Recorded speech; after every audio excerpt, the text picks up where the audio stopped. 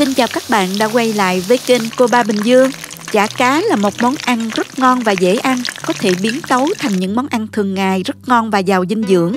Nếu bạn lo ngại về vấn đề vệ sinh khi mua chả cá ngoài hàng, bạn muốn tự làm nhưng sợ bị bở, không được dai ngon như ở cửa hàng làm, thì hôm nay mình sẽ chia sẻ với các bạn vài bí quyết và lưu ý nhỏ khi làm chả cá để món chả được dai ngon, chất lượng, không thua gì ở tiệm, lại vừa bảo đảm vệ sinh an toàn thực phẩm nữa nha. Nào, cùng mình vào bếp làm ngay thôi. Chúng ta có thể xem những thành phần nguyên liệu chi tiết, hình ảnh nguyên liệu cụ thể để thực hiện món này ở cuối video, hoặc tham khảo những dụng cụ nhà bếp mình hay sử dụng bên dưới phần mô tả của video. Ở đây mình có 1 kg filet cá tilapia. Cá này còn gọi là cá rô phi đó các bạn. Loại này người ta có bán từng vỉ lớn ở Costco, rất dễ mua và mình làm được nhiều món khác nhau nữa. Mình hay dùng cá này để làm chả rất là ngon và tiện đó các bạn. Bạn nào ở Việt Nam thì mình có thể dùng cá rô phi, lóc lấy filet hoặc là cá thác lác, cá thu cũng rất là ngon nha. Cá mới mua về thì các bạn đem cắt nhỏ thành từng miếng như thế này.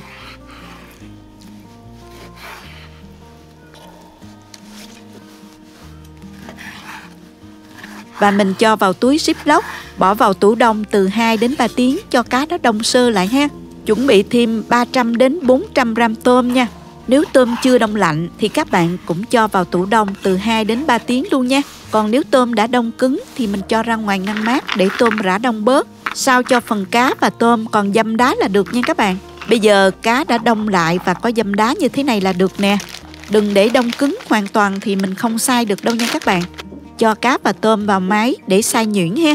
Lưu ý, nếu quá nhiều cá thì mình chia làm 2 đợt xay nha. Đừng cố xay một lần không đủ nhuyễn mà còn làm máy bị nóng, chả cá sẽ không được dai đó các bạn. Bây giờ mình nêm gia vị vào đây luôn, như vậy gia vị được trộn đều hơn ha. Tuy nhiên các bạn có thể cho gia vị vào sau khi đã xay cá xong cũng được. Với 1 kg cá mình cho 400 gram thịt tôm nha. Cho vào đây 2 muỗng canh nước mắm, 1 muỗng canh đường, 1 muỗng canh bột tỏi, 2 muỗng cà phê bột nêm, 2 muỗng cà phê tiêu xay, 1 muỗng canh tương ớt. Đậy nắp và xay nhuyễn trong vòng 60 giây. Mình chia làm 2 lần bấm nha, mỗi lần mình bấm 30 giây thôi nha các bạn. Lưu ý là không nên xay quá lâu, thịt cá sẽ bị nóng, làm chả cá bị bở không ngon nha.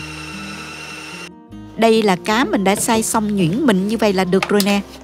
Sau khi xay cá xong thì mình cho ra một cái tô lớn hoặc một cái thau đủ rộng để mình dễ thao tác nha.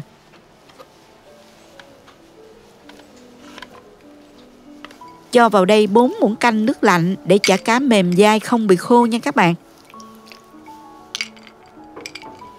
Thêm 1 lồng trắng trứng để chả cá có độ xốp.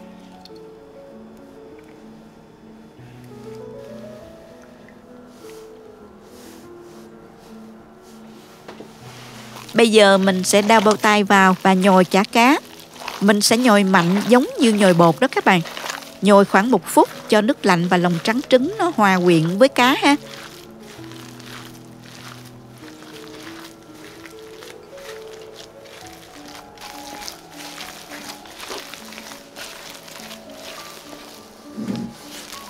Sau đó thì mình sẽ cầm cả khối cá quết lên, đập mạnh xuống.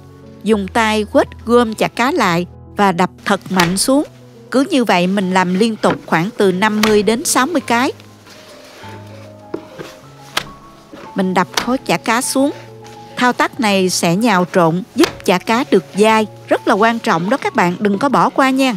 Nếu tay các bạn nữ yếu thì mình có thể nhờ ông xã làm giúp nha. Giống hệt như mình nhào bột làm bánh mì đó các bạn. Nhà bạn nào có máy quết, máy trộn bột thì mình bỏ vào quết sẽ nhanh hơn nha.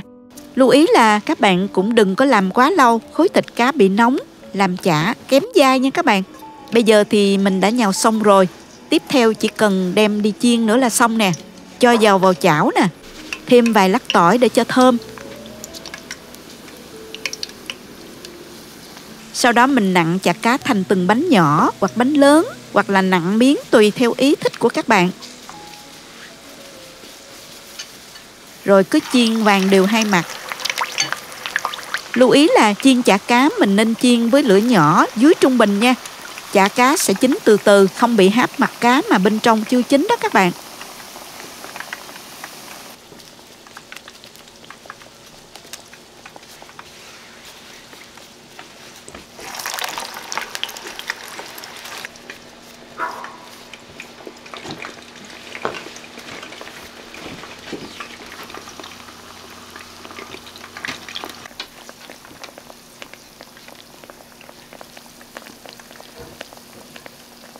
Mình chiên từ từ đến khi vàng đều hai mặt rồi vớt ra cho ráo dầu. Mình thường làm nhiều rồi chiên vàng và gói lại từng phần vừa ăn để bảo quản trong tủ đông. Nhà mình có tủ đông chuyên dụng, trữ đông có thể bảo quản đến 6 tháng.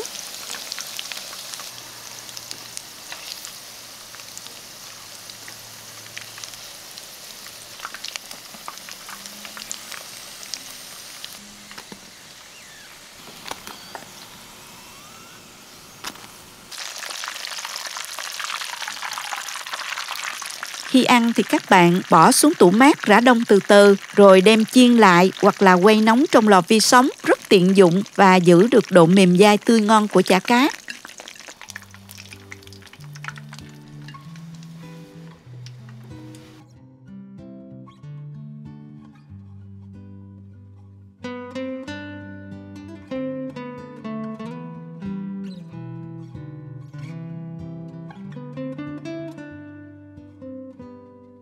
Đây là thành phẩm chả cá của mình vừa làm xong nè các bạn. Chả cá tươi ngon, thịt mềm dai, vàng rất là hấp dẫn luôn. Chả cá rất thơm, không hề bị tanh luôn nha. Thịt cá dai giòn rất ngon, y như mua ở ngoài hàng luôn. Chả cá mình có thể ăn với bánh mì, với cơm, với bún hoặc là làm món nhắm đều hấp dẫn nha. Khi ăn thì các bạn có thể chấm thêm một chút xíu tương ớt cũng rất là hấp dẫn đó. Chúc các bạn thành công với món ăn này nhé. Hẹn gặp lại các bạn trong các video kỳ tới.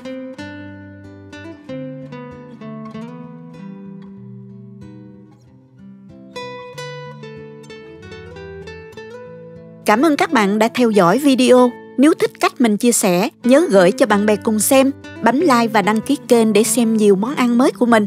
Nếu thấy video thực sự hữu ích, bạn có thể gửi tặng ekip thực hiện một ly cà phê bằng nút Super Thanks hình trái tim ngay bên dưới video. Các bạn cũng có thể truy cập website cobabình-dương.com để xem công thức nấu ăn dưới dạng bài viết. Chào tạm biệt và hẹn gặp lại các bạn trong video kỳ tới nha.